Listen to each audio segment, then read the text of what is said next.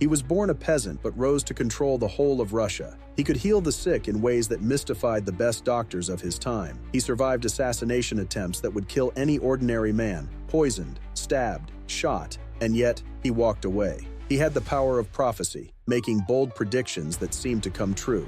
Despite never bathing, he captivated countless women and brought down a royal dynasty that had ruled for over 300 years. And as strange as it sounds, a part of him, his pickled penis, is still preserved in a Russian museum to this day.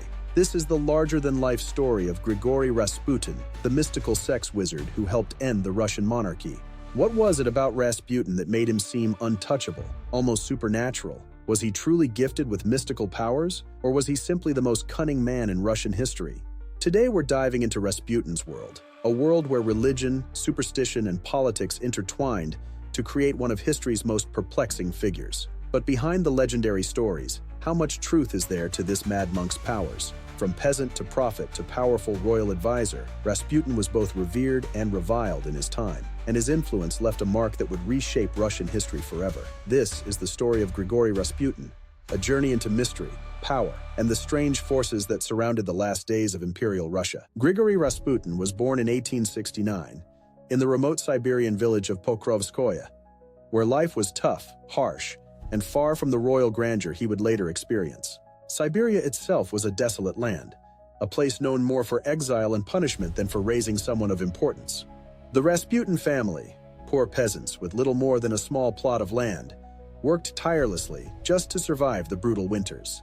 The young Grigori, one of few siblings to survive childhood, grew up witnessing hardships that most of us can only imagine. From a young age, people sensed something unusual about him. The piercing gaze, the strangely quiet demeanor, and most unsettlingly, a rumored ability to see things that others couldn't. There were stories of him predicting events in the lives of people around him, secrets he couldn't possibly have known. Many locals believed he was blessed, touched by God, while others wondered if he was something darker. Some whispered that he was marked by the devil himself. Despite the strange rumors, Rasputin's youth wasn't exactly saintly. He was known for his rebellious, often reckless behavior. Rasputin drank heavily, picked fights, and stole from his neighbors, earning a reputation as a troublemaker. By his late 20s, he was already married with children, but hadn't settled into a quiet life by any means. But then, in a sudden twist that no one saw coming, he made an unexpected and dramatic decision to turn his life around. In 1897, Rasputin left his family and set off on a pilgrimage to the St. Nicholas Monastery. It was a journey of over 500 miles, a trek that required months of travel. His reasons for leaving remain mysterious. Some say he was running from a scandal or perhaps a brush with the law. Others believe he felt a genuine calling to change. Whatever the reason, Rasputin's time at the monastery marked a profound shift in his life. At the monastery, he encountered a group of monks who belonged to a radical Christian sect.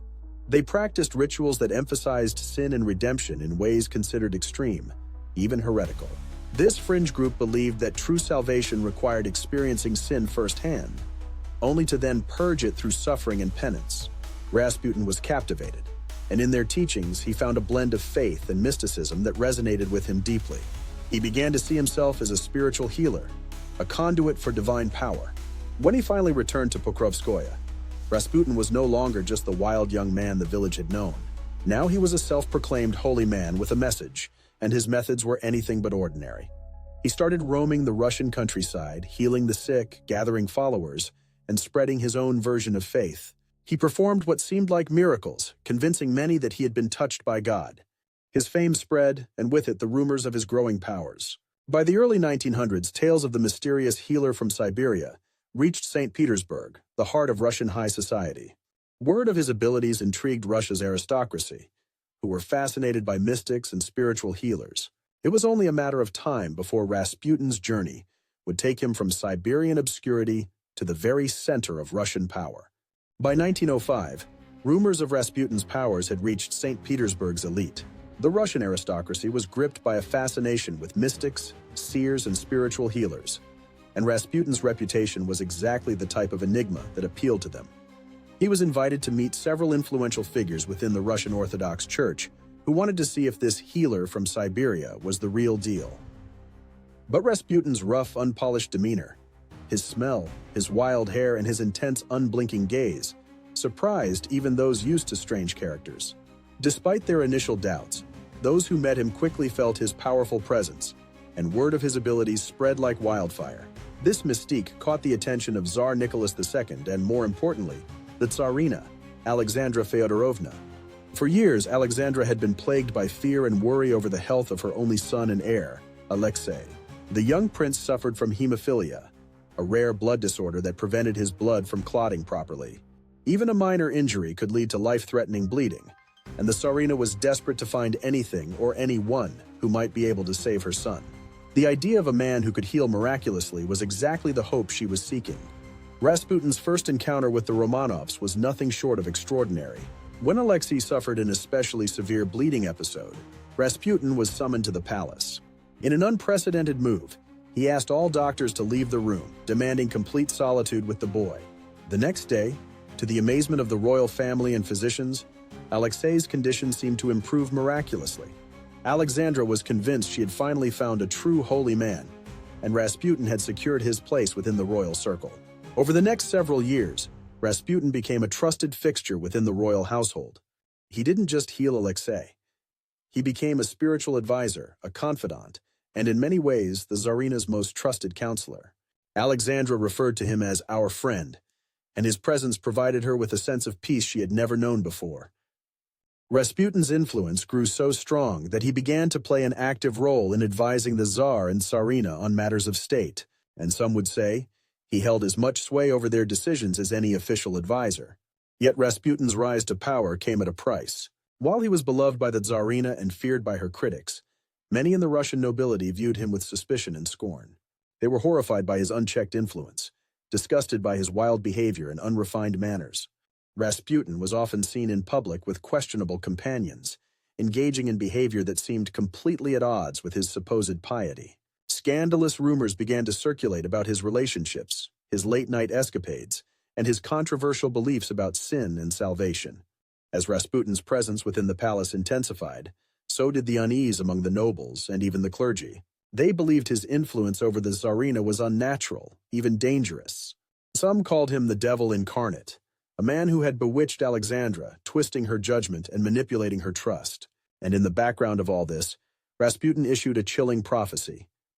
He declared that his fate and the Romanov dynasty were intertwined, warning that if he were ever to die at the hands of nobles, the entire Romanov family would fall within 2 years. This prophecy would haunt the royal family, as Rasputin's influence continued to grow unchecked. Though Rasputin became known as a man of God, his methods and teachings were anything but conventional.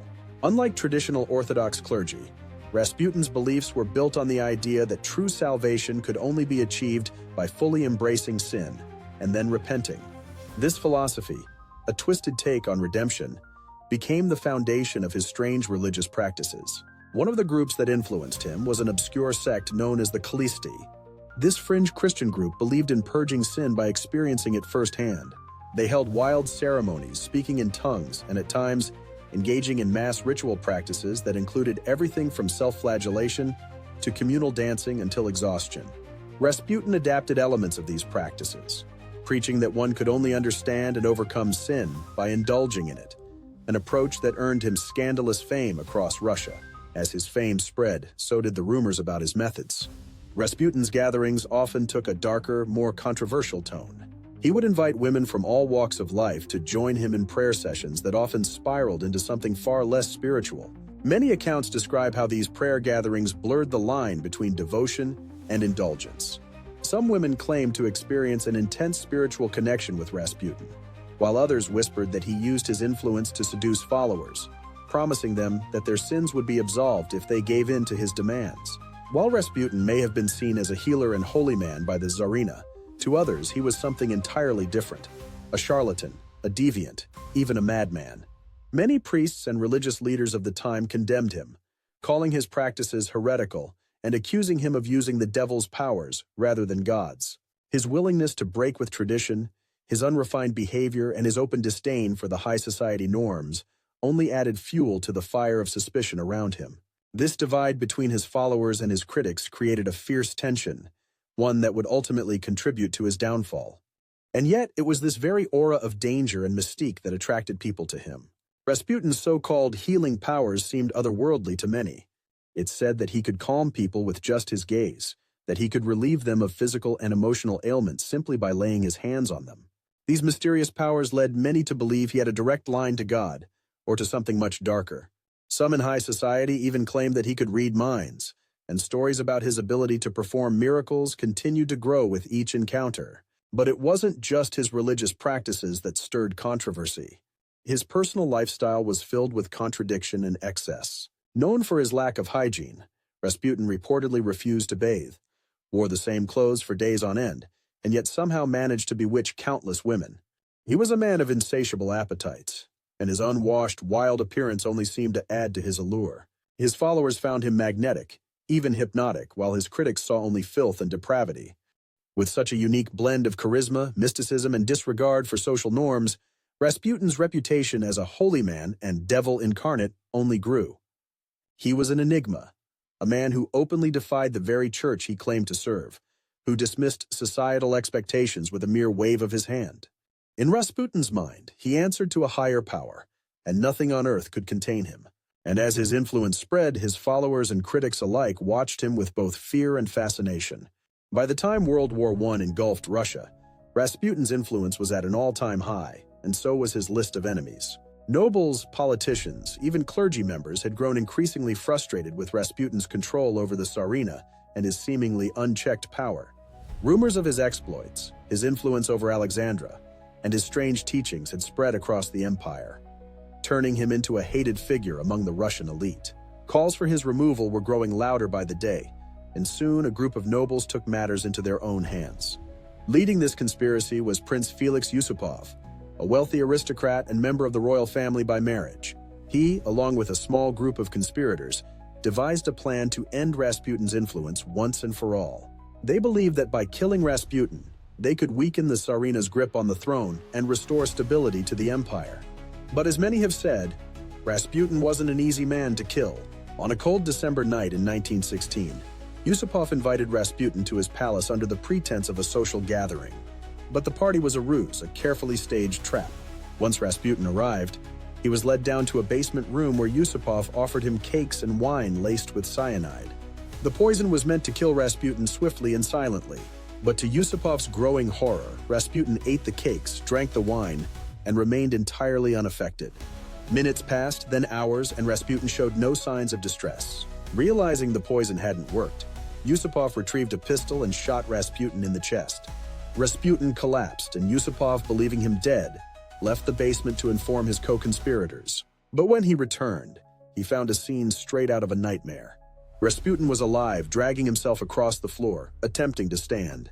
In a final act of desperation, Yusupov and the other conspirators shot Rasputin multiple times before beating him mercilessly. They bound his body, and to ensure he was truly dead, they threw him into the freezing Neva River. Yet even after all that, Rasputin's story refused to end quietly. When his body was recovered days later, there were eerie signs that he might still have been alive when he hit the water.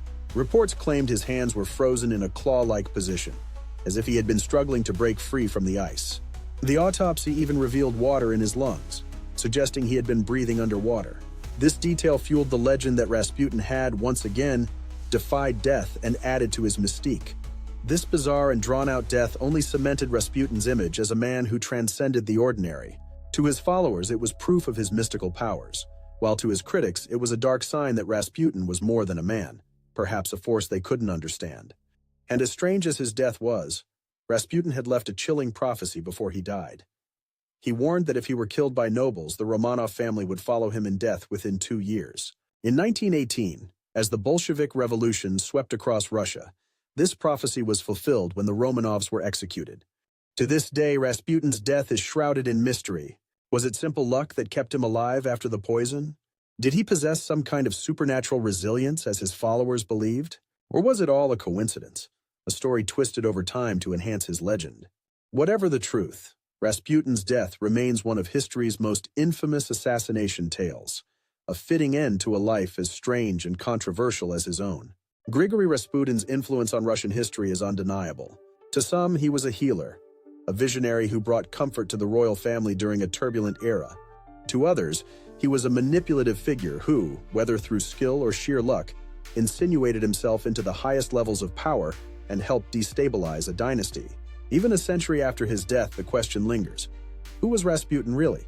A saint, a sinner, or simply a product of his chaotic time? Rasputin's prophecy about the Romanovs' tragic fate turned out to be chillingly accurate.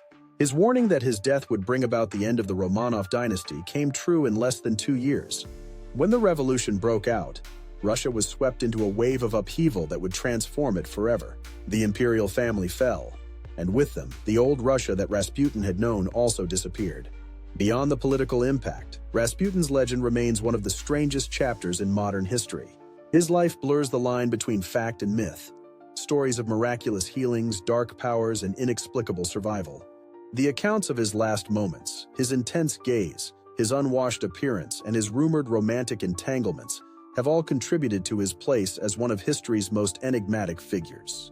For some, Rasputin will always be a symbol of mystical power and religious charisma.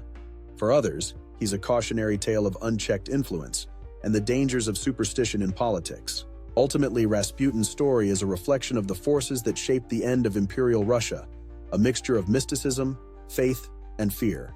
His life, full of contradictions, challenges us to consider the complexity of human nature and the powerful impact one individual can have.